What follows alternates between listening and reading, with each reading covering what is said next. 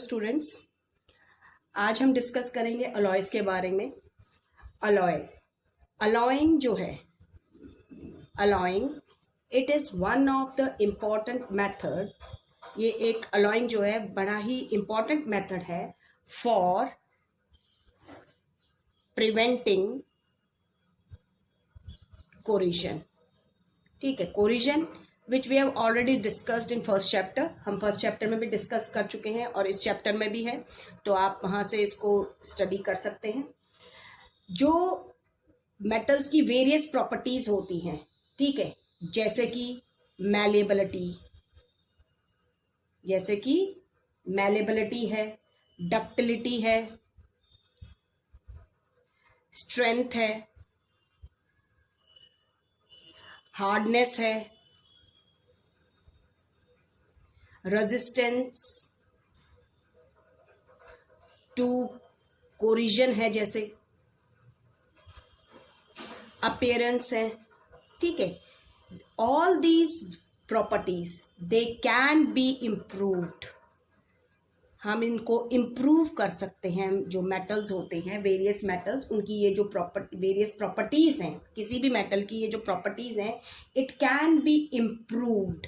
ठीक है, किससे? By this method which we called alloying, जिसे हम अलॉइंग कहते हैं। ठीक है, अलॉइंग मेथड से, ये जो मेथड है अलॉइंग, इससे क्या होता है? We can get desired physical, we can have desired or get desired physical properties। हमें desired physical properties प्राप्त हो सकती हैं मेटल्स की। जैसे एग्जाम्पल्स मैं लेती हूँ।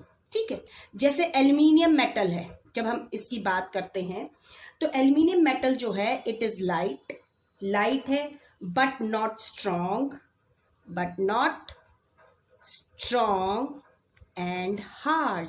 ये स्ट्रॉन्ग और हार्ड नहीं है।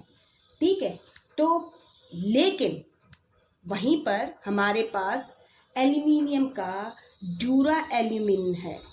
ड्यूरा एल्यूमिन जो है ये एक अलॉय है एल्यूमिनियम का। ठीक है, लेकिन ये अलॉय है किसका? एन एल्यूमिनियम का। ठीक है, किसके साथ? It is an alloy of aluminium with copper, ठीक है, मैग्नीशियम एंड मैग्नीज। आ गई बात समझ में? अब ये जो अलॉय हम बना, it is light as well as strong. ये लाइट भी है और स्ट्रॉन्ग भी है। आ गई बात समझ में? ऐसे ही एक और एग्जांपल आपको बताती हूँ। एल्यूमिनियम का दूसरा अलॉय एक है मैग्नालियम। ठीक है, मैग्नालियम ये अलॉय है एल्यूमिनियम का विद किसके साथ? मैग्नीशियम के साथ। आ गई बात समझ में? ये कैसा है? ये alloy light as well as hard है। ठीक है, तो हमने क्या देखा कि हमने एल्यूमिनियम की जो प्रॉपर्टीज थी उनको, फिजिकल प्रॉपर्टीज को इम्प्रूव कर दिया, आप कह सकते हैं चेंज कर दिया, या हमें जो डिजायर्ड फिजिकल प्रॉपर्टीज थी वो हम ले आए बाय मेकिंग अलॉयज। आगे बात समझ में? इसी तरीके से एक और एग्जांपल बताती हूं मैं आपको। आयरन है। ठीक है, आयरन जो होता है सबसे वाइडली यूज्ड मेटल है। ठीक है, लेकिन it can't be used in the pure form. ठीक है, never used in the pure form. ये हम इसको कभी भी प्योर फॉर्म में यूज नहीं कर सकते। क्यों? बिकॉज इसका कारण है, क्योंकि जो प्योर आयरन होता है, because pure iron is soft है, बहुत ही सॉफ्ट होता है, यू कैन से very soft, and stretches easily, बहुत आसानी से स्ट्रेच कर जाता है, ये खिंच जाता है व्हेन हॉट, जब गर्म होता है, इस वजह से। ठीक है, लेकिन जब इस आयरन के अंदर when we add a small amount of carbon, ठीक है, हम स्मॉल अमाउंट में, when a small amount of carbon near about इसकी परसेंटेज वेरी कर सकती है 0.1% टू आप कह सकते हैं 1.5% तक हम इसकी अमाउंट को वेरी कर सकते हैं। जब हम ये स्मॉल अमाउंट ऑफ कार्बन को मिक्स करते हैं किसके साथ, आयरन के साथ, तो हमें एक अलॉय मिलता है, ठीक है, जिसको हम स्टील कहते हैं, ठीक है। It is an alloy of iron, ये आयरन का अलॉय है जिसे हम स्टील कह रहे हैं। आ गई बात समझ में। अब स्टील जो है, ये जो अलॉय है, इसकी खास बात क्या है, ये हार्ड भी है और स्ट्रॉन्ग भी है। It is hard and strong, लेकिन ये रस्ट होता है, इट ऑल्सो रस्ट, इसमें जंग लगता है, आगे बात समझ में, but less readily, it also rust less readily than pure iron. जितना कि प्योर आयरन में रस्टिंग होती है उसके कंपैरिजन इसमें रस्टिंग थोड़ी कम, लेस रीडली होती है। आगे बात समझ में। अब स्टील जो आयरन था वो सॉफ्ट था, स्ट्रेच हो जाता, तो हमने उसको हार्ड और स्ट्रॉन्ग बनाया। कैसे? By adding a small amount of carbon, ठीक है। जो स्ट्रेंथ होएगी स्टील की, the strength of steel varies, ठीक है। जो स्ट्रेंथ है, स्ट्रेंथ ऑफ स्टील कह लीजिए, या जो दूसरी प्रॉपर्टीज है स्ट्रेंथ के साथ हम कह सकते हैं and other properties of steel, ये क्या करती हैं, वेरी करती हैं। वेरी कैसे? With the percentage of carbon की, कार्बन की कितनी परसेंटेज इसमें प्रेजेंट है स्टील में, उसके हिसाब से स्टील जो है बनता है आपका, ठीक है। स्टील जो है हमारा, ये एक हार्ड है, ध्यान रखिए। स्टील जो है, हम जब स्टील की बात कर रहे हैं तो स्टील जो है बच्चे, ये आप लोगों का हार्ड है, टफ है और स्ट्रॉन्ग हो गया। आ गई बात समझ में। हमने आयरन की प्रॉपर्टी चेंज कर दी, तो इसीलिए हम इसका इस्तेमाल करते हैं। It is used for making nails. हम इसका इस्तेमाल कहाँ करते हैं? यूज्ड फॉर मेकिंग नेल्स हैं जैसे। आ गई बात समझ में। स्क्रूज हैं, गर्डर्स हैं जैसे। आ गई बात समझ में। ब्रिजेस हैं आपके बनाने में जहां इस्तेमाल होता है। रेलवे लाइंस हैं जैसे। इसके अलावा आपका स्टील जो है बिल्डिंग की कंस्ट्रक्शंस में यूज होता है, कंस्ट्रक्शन ऑफ बिल्डिंग्स। तो दीज आर द यूजेस। क्यों यूज करने लग गए हम? क्योंकि हमने इसको हार्ड, टफ और स्ट्रॉन्ग बना दिया। इसके अलावा लेकिन क्या था इसमें? रस्टिंग। अभी भी रस्टिंग वाली प्रॉब्लम अभी भी आयरन की दूर नहीं हुई थी स्टील अलॉय बनने के लिए। तो हम क्या कर रहे हैं, जो आयरन मेटल है, it is alloyed with other metals, ठीक है। आयरन को अलॉयड किया गया दूसरे मेटल्स के साथ, ठीक है। तो आयरन को अलॉय किया दूसरे मेटल्स कौन से? जब आयरन में मिक्स किया किसको? Chromium and nickel. आ गई बात समझ में। तो हमें एक और अलॉय मिलता है, वी गेट अनदर अलॉय। इस अलॉय को हम कहते हैं स्टेनलेस स्टील। इस अलॉय को क्या नाम दिया गया? स्टेनलेस स्टील का। आ गई बात समझ में। ये क्या था? ये वाला अलॉय जो है स्टेनलेस स्टील, इसकी खास बात क्या थी कि ये कैसा है? स्ट्रॉन्ग है, टफ है। आ गई बात समझ में। And does not rust. Does not rust, इसमें रस्टिंग नहीं होती है, जंग नहीं लगता है, ठीक है, कभी भी, एट ऑल कह सकते हैं आप। Strong, tough and does not rust at all. तो स्टेनलेस स्टील मिला हमें, ठीक है। अब स्टेनलेस स्टील जंग नहीं लग रहा, तो it is used for making cooking utensils है। तो हम इसको यूज कर रहे हैं किस लिए? क्या बनाने के लिए? कुकिंग यूटेंसिल्स बनाने के लिए इस्तेमाल होता है आपका। आ गई बात समझ में।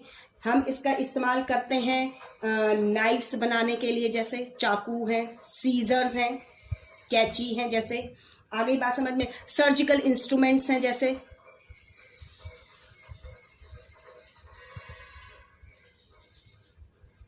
इन चीजों को बनाने के लिए हम इनका इस्तेमाल करते हैं। इवन जो हमारे फूड प्रोसेसिंग इंडस्ट्री है, डेयरी इंडस्ट्री है, उनमें जो इक्विपमेंट्स बनते हैं, ठीक है, उनको बनाने के लिए हम इस्तेमाल करते हैं। तो हमने क्या देखा कि हमने फिजिकल प्रॉपर्टीज को अलॉइंग मेथड से कैसे चेंज कर सकते हैं अलॉयज बनाकर, ठीक है। तो हम क्या कहेंगे कि अलॉयज क्या है? अब आपके how you are going to define alloys, तो हम कहते हैं कि अलॉयज जो होते हैं, ठीक है, एन अलॉय, जो अलॉय है, हम इसको कैसे डिफाइन करेंगे?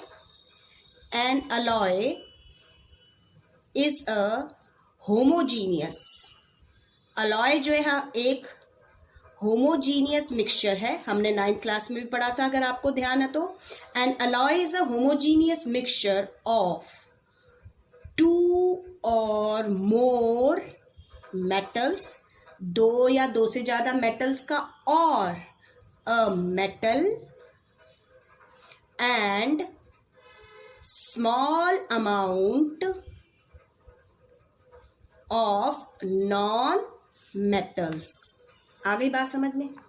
जैसे फिर एग्जांपल अलॉय का दे दूं, जैसे ब्रास है आपका, it is an alloy of 2 metals, 2 metals का अलॉय है, कॉपर एंड जिंक, ये आपने 9th क्लास में पढ़ा है, ठीक है। वहीं पर अभी हमने देखा steel, still it is an alloy of a metal iron and a non metal carbon, ठीक है। अब हम प्रिपरेशन देखते हैं, ठीक है, अलॉयज को कैसे प्रिपेयर किया जाता है। तो अलॉयज की प्रिपरेशन को में क्या होता है, अलॉय को हम प्रिपेयर करते हैं by mixing the various metals in molten state, ठीक है, इन रिक्वायर्ड प्रोपोर्शन, जितनी भी प्रोपोर्शन है उसमें। कैसे करेंगे prepare? By mixing the various metals in molten, यानी लिक्विड स्टेट, मोल्टन स्टेट जो होती है, इन रिक्वायर्ड प्रपोर्शन, जो प्रपोर्शन जितनी की हमें जरूरत है, रेशो, ठीक है, प्रपोर्शंस में। और फर्स्ट हम क्या करते हैं, सबसे पहले फर्स्ट जो मेन मेटल है, जैसे स्टील में मेन मेटल आयरन है, ठीक है, तो हम पहले आयरन को मेल्ट करेंगे। First the main metal is melted and after that उसके बाद क्या होता है, the other elements in the molten state or form is mixed in it, उसमें मिक्स किया जाता है, लेकिन कैसे? इन अ फिक्स्ड प्रपोर्शन में। आ गई बात समझ में? देन कूल द मिक्सचर, उसके बाद हम इस मिक्सचर को ठंडा करेंगे एट रूम टेम्परेचर, ठीक है, रूम टेम्परेचर पे तो हमारे अलॉयज बनते हैं। This is the preparation method. जैसे मेन अलॉय आयरन हो गया, पहले हम इसको मेल्ट करेंगे, फिर उसमें मोल्टन कार्बन जो है वो ऐड करेंगे, जितनी भी परसेंटेज में हमने इसको ऐड करना है स्टील बनाने के लिए। आगे बात समझ में? और फिर इस मिक्सचर को ठंडा होने के लिए रूम टेम्परेचर पे रख देंगे। अब ध्यान रखना है, जो प्रॉपर्टीज होती हैं अलॉयज की, they are different from the properties of the constituent metals from which it is made. जैसे कि स्टील आपका जो है आयरन और कार्बन से मिलकर बना है, तो इसकी जो प्रॉपर्टीज होंगी स्टील की वो डिफरेंट होंगी जो इसको बनाने वाले मेटल्स हैं आयरन और कार्बन, ठीक है। तो हम प्रॉपर्टीज की जब बात करते हैं तो हम कह सकते हैं कि कुछ जर्नल प्रॉपर्टीज, जैसे अलॉयज में जब हम बनाते हैं तो क्या प्रॉपर्टीज होती है अलॉयज की। देखिए, जो अलॉयज होते हैं दे आर कैसे होते हैं, सबसे पहले alloys they are stronger than their constituent metals, ठीक है, then the metals from which they are made, जिनसे इनको बनाया जाता है। सेकेंड प्रॉपर्टी की जब हम बात करते हैं तो अलॉयज जो होते हैं, alloys they are harder than the constituent metals, you can say. जो कॉन्स्टिट्यूएंट मेटल्स जो मेटल्स जिनसे वो बना है, जैसे ब्रास है, कॉपर और जिंक का बना है, ठीक है। सेकेंड, अलॉयज जो होते हैं they are more resistant to corrosion, बहुत जल्दी, जैसे हमारे, क्योंकि most of the metals they are reactive, तो हमने पढ़ा है कि when they are kept in a damp air for a considerable time, they lose their shiny appearance, means they get corroded because they react with the different gases which are present in the air. ठीक है. Now इसके अलावा तो इनमें corrosion नहीं होता है. आ गई बात समझ में. नेक्स्ट प्रॉपर्टी, अलॉयज जो होते हैं they have lower melting points. इनके मेल्टिंग पॉइंट्स लोअर होते हैं, lower melting points than the constituent metals. जो कॉन्स्टिट्यूएंट मेटल्स हैं उनसे. ठीक है. इसके अलावा जो अलॉयज होते हैं दे हैव लोअर, अलॉयज जो होती है इनकी लोअर इलेक्ट्रिकल कंडक्टिविटी होती है, लोअर इलेक्ट्रिकल कंडक्टिविटी होती है. आ गई बात समझ में. किन से? देन प्योर मेटल्स, जो प्योर मेटल्स हैं उनके कंपैरिजन में. आ गई बात समझ में. जैसे हम ब्रास की बात कर रहे हैं, ब्रास कॉपर, जो कॉपर होता है हम सबको पता है वेरी गुड कंडक्टर है आपका, एक्सीलेंट, इसीलिए इलेक्ट्रिकल ट्रांसमिशन वायर्स उसी की बनती है. लेकिन वहीं पर जो उसका अलॉय ब्रास है it does not conduct electricity. ठीक है. तो लोअर इलेक्ट्रिकल कंडक्टिविटीज होती हैं, ये भी हमने ध्यान रखना है. तो ये कुछ प्रॉपर्टीज हैं जिनकी वजह से हम अलॉयज बनाते हैं. अलॉयज जो होते हैं उनमें ये गुण आ जाते हैं. ठीक है. तो these 5 properties you should know. अब हम नेक्स्ट जो देखेंगे टाइप्स ऑफ अलॉय. जब हम टाइप्स, जब मेनली हाई क्लासेस में जब आगे जाते हैं तो पढ़ाया जाता है कि भी अलॉयज कितने तरह के होते हैं. तो हम इनको जनरली 3 मेन कैटेगरी में डिवाइड करते हैं depending upon the main element. Main element क्या है उसके बेसिस पे. ठीक है. तो depending upon the main element which is used. ठीक है. कि मेन मेटल कौन सा है जिसका हम अलॉय बना रहे हैं, उसके बेसिस पे हमारे पास 3 कैटेगरीज होती हैं. एक हम कहते हैं फेरस अलॉयज. ठीक है. फेरस अलॉयज मीन्स जिनमें जो मेन कॉन्स्टिट्यूएंट है वो क्या होएगा? आयरन होएगा. ठीक है. Iron as main constituent. ठीक है. जैसे इसमें आपके आयरन के अलॉयज में जैसे निकल स्टील बनता है. आगे बात समझ में. आपका स्टेनलेस स्टील है, जैसे आयरन के अलॉयज हैं. आगे बात समझ में. मैग्नीज स्टील होता है, क्रोमियम स्टील होता है आपका. तो ये क्या है? इसमें मेन जो कॉन्स्टिट्यूएंट है वो आयरन है, इसलिए हम इन्हें फेरस अलॉय कहते हैं. दूसरे हम कहते हैं नॉन फेरस अलॉयज. कौन से? Non ferrous alloys. ये वो अलॉयज होते हैं जिनका मेन कॉन्स्टिट्यूएंट जो होता है आयरन नहीं होता है. ठीक है. कोई भी दूसरा मेटल हो सकता है. तो हम कह सकते हैं alloys which do not have iron as main constituent. वो आपके क्या है? क्या कहलाएंगे हम उन्हें? Non ferrous alloy. जैसे कि आपका ब्रास है. ठीक है. एग्जाम्पल जैसे आपका ब्रास है, ब्रॉन्ज है. आ गई बात समझ में. तो ये क्या है? आपके अलॉयज हैं जिनमें आयरन यूज नहीं होता है. तीसरा जो होते हैं आपके अलॉयज जो हैं हम देखेंगे वो कौन से होते हैं? नॉन फेरस अलॉयज हो गए. इसके अलावा हमारे पास अलॉयज होते हैं जिन्हें हम अमलगम्स कहते हैं. क्या कहते हैं? अमलगम्स. ठीक है. अमलगम्स जो होते हैं ये अलॉयज होते हैं हमारे मरकरी के. आ गई बात समझ में. थर्ड टाइप जो है वो है अमलगम्स की. अमलगम्स जो हैं ये अलॉय होते हैं मरकरी मेटल के विद 1 और मोर अदर मेटल्स. ठीक है. ध्यान रखो ये अमलगम्स कहलाते हैं. तो N alloy of mercury with 1 और मोर अदर मेटल्स. ठीक है. उसे हम क्या कहते हैं? Known as amalgams. जैसे इसमें मेन कॉन्स्टिट्यूएंट क्या हो गया? मरकरी हो गया. ठीक है. जैसे हमारे पास एग्जाम्पल है जिंक अमलगम. तो इसमें क्या आएगा? जिंक अमलगम में मरकरी प्लस जिंक. ऐसे ही हमारे पास सोडियम अमलगम है, जिसमें मरकरी प्लस क्या होएगा, सोडियम होएगा।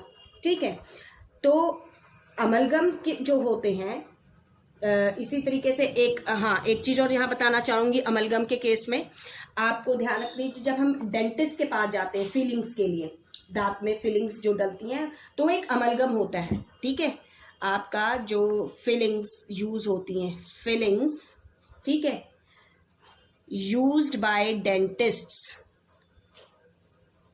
जो डेंटिस्ट यूज करते हैं फिलिंग्स इन टीथ, ध्यान रखिए ये जो फिलिंग्स होती हैं ये अमलगम है,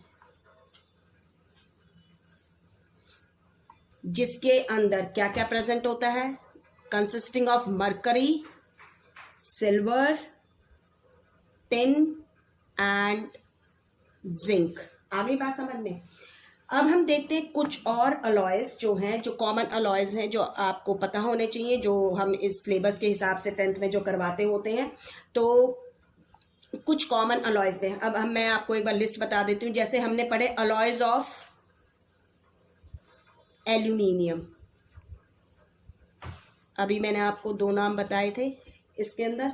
ठीक है, इसमें एक पढ़ा था हमने ड्यूरा एल्यूमिन का। आ गई बात समझ में। ड्यूरा एल्यूमिन जो है, इसमें ध्यान रखिए एल्यूमिनियम जो होता है वो आपका 95% होता है, प्लस में हमने इसमें कॉपर लेते होते हैं, ध्यान रखो। ड्यूरा एल्यूमिन में हम क्या क्या लेते हैं, कॉपर होता है हमारा, ये नियर अबाउट 4% होता है, ध्यान रखिए।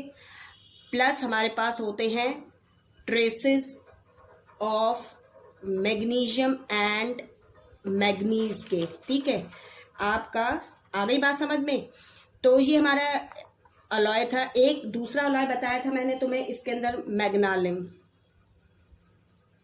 मैग्नालियम। ठीक है, ये इसमें एल्यूमिनियम 95%, प्लस में मैग्नीशियम होता है 5%। आ गई बात समझ में।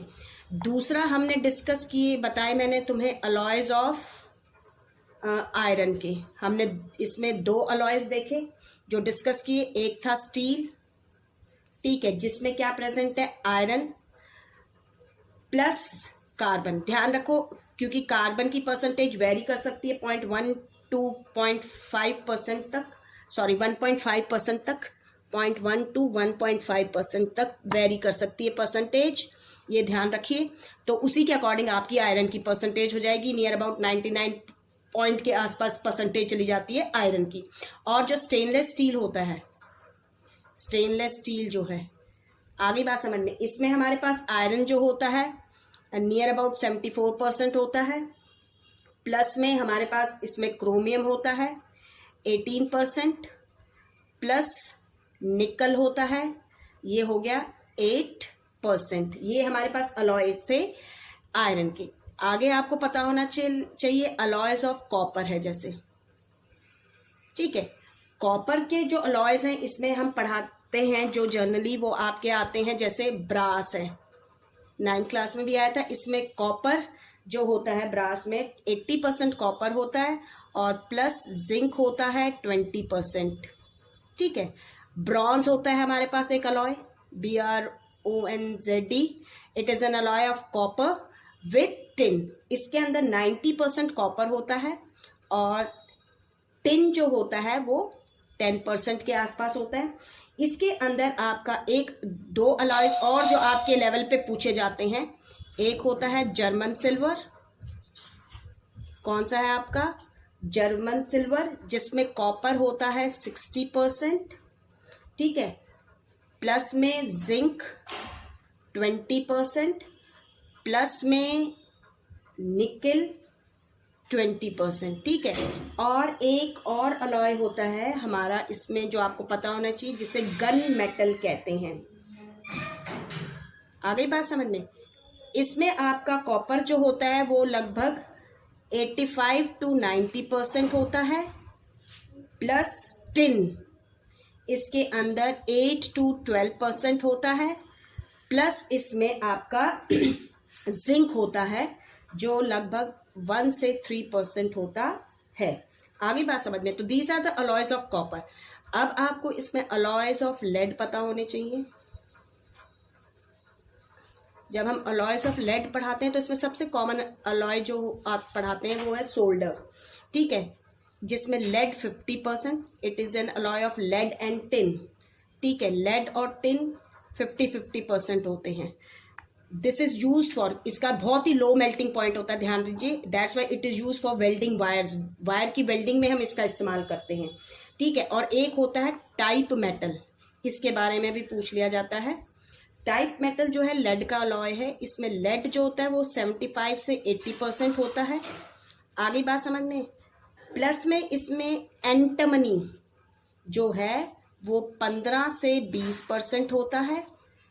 प्लस इसमें आपका टिन जो है वो आपका 5% के आसपास होता है, ये ध्यान रखिएगा, ठीक है। तो these are the alloys of lead, ये अलॉयज के लेड है। और एक हमें बताया, तुम्हारी बुक में जो है 10th के सिलेबस के हिसाब से वो बताया जाता है अलॉयज ऑफ गोल्ड के बारे में, ठीक है। हम जो गोल्ड होता है उसकी प्योरिटी को मेजर करते हैं कैरेट्स में। आ गई बात समझ में, ये आप सभी को पता है। और गोल्ड जो है हमारा, जो गोल्ड मेटल है, इट इज, जो प्योर गोल्ड होता है उसको हम, ध्यान रखो सबसे पहले तो जो प्योर गोल्ड है उसको हम कहते हैं 24 कैरेट गोल्ड। आगे बात समझ में। और ये जो प्योर गोल्ड होता है इट इज वेरी सॉफ्ट, बहुत ही सॉफ्ट होता है, जिसकी वजह से it is not suitable for making jewelleries नहीं बन सकती, इसलिए gold is alloyed with, gold को हम अलॉय करते हैं, ठीक है। गोल्ड जो है इज अलॉयड विद, हम इसको अलॉय करते हैं, is alloyed with silver and copper. किस लिए? टू मेक इट हार्ड, इसको हार्ड बनाने के लिए, जिससे कि फिर इसकी ज्वेलरीज बन सकें। ये हार्डर अलॉय जो होता है आपका गोल्ड का, इट इज देन यूज्ड, और यू कैन से it is suitable for making ornaments और ज्वेलरीज। और इंडिया के अंदर जो गोल्ड ऑर्नामेंट्स होते हैं, ठीक है, इंडिया के अंदर जो गोल्ड ऑर्नामेंट्स हैं they are made of 22 carat gold, वो आपके 22 कैरेट गोल्ड के बनते हैं। 22 कैरेट गोल्ड का मतलब है कि जो आपका प्योर गोल्ड है, प्योर गोल्ड जो होता है इट इज अलॉयड, 22 कैरेट में जो प्योर गोल्ड है इज अलॉयड, उसको अलॉय किया जाता है विद 2 पार्ट्स, ठीक है, 2 पार्ट्स उसमें कहेंगे ऑफ आइदर सिल्वर और कॉपर, ठीक है। यानी 22 कैरेट गोल्ड के अंदर, आगे बात समझ में, जो 22 कैरेट गोल्ड है इसमें, इसके अंदर ध्यान रखो 22 पार्ट्स जो हैं वो तो किसके होंगे?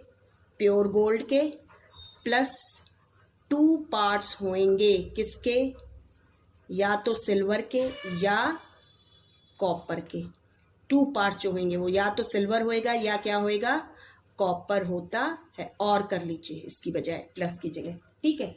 तो 22 कैरेट गोल्ड जो है it is an alloy of gold with, हम क्या कह सकते हैं कि जो 22 कैरेट गोल्ड है, आगे बात समझ में, क्या कहेंगे? It is an alloy of gold with, ये अलॉय है गोल्ड विद सिल्वर और कॉपर का, ठीक है। अब हमने देखा कि जो हमारा मेन ऑब्जेक्टिव है फॉर मेकिंग अलॉयज, हम अलॉयज किस लिए बनाते हैं, तो हम क्या देखें कि अलॉयज जो होते हैं, जो ऑब्जेक्टिव्स हैं हमारे, ठीक है, for making alloys they are made to improve the characteristics of the main metal present in it. आ गई बात समझ में? जैसे कि हम अलॉय किस लिए बना रहे हैं? फॉर इंक्रीजिंग रेजिस्टेंस को बढ़ाने के लिए। आ गई बात समझ में? आपका जो रेजिस्टेंस होता है कोरिजन का वो बढ़ जाता है, ठीक है। It increases the resistance of the constituent metals. जैसे इसमें एग्जांपल हम जैसे बताती हूँ मैं, स्टेनलेस स्टील का बताया था, ठीक है। स्टेनलेस स्टील में क्या किया हमने, जब कार्बन को जब हमने आयरन को अलॉय किया निकेल और क्रोमियम के साथ, तो स्टेनलेस स्टील बना। इट डज नॉट करोड, इसमें कोरिजन नहीं होता है। ऐसे ही ब्रॉन्ज है आपका, कॉपर का अलॉय है, टफ है लेकिन हाईली रेजिस्टेंस टू कोरिजन है। आ गई बात समझ में। नेक्स्ट हम अलॉयज किस लिए बना रहे हैं, फॉर इंक्रीजिंग हार्डनेस को बढ़ाने के लिए। जैसे आपका एग्जाम्पल है स्टील का। आ गई बात समझ में। जब हमने कार्बन को ऐड किया आयरन में तो आयरन की हार्डनेस बढ़ गई, ठीक है। हम बनाते किस लिए हैं, for increasing tensile strength, main constituent को स्ट्रॉन्ग बनाने के लिए। जैसे आपका एग्जाम्पल है ब्रास, ठीक है।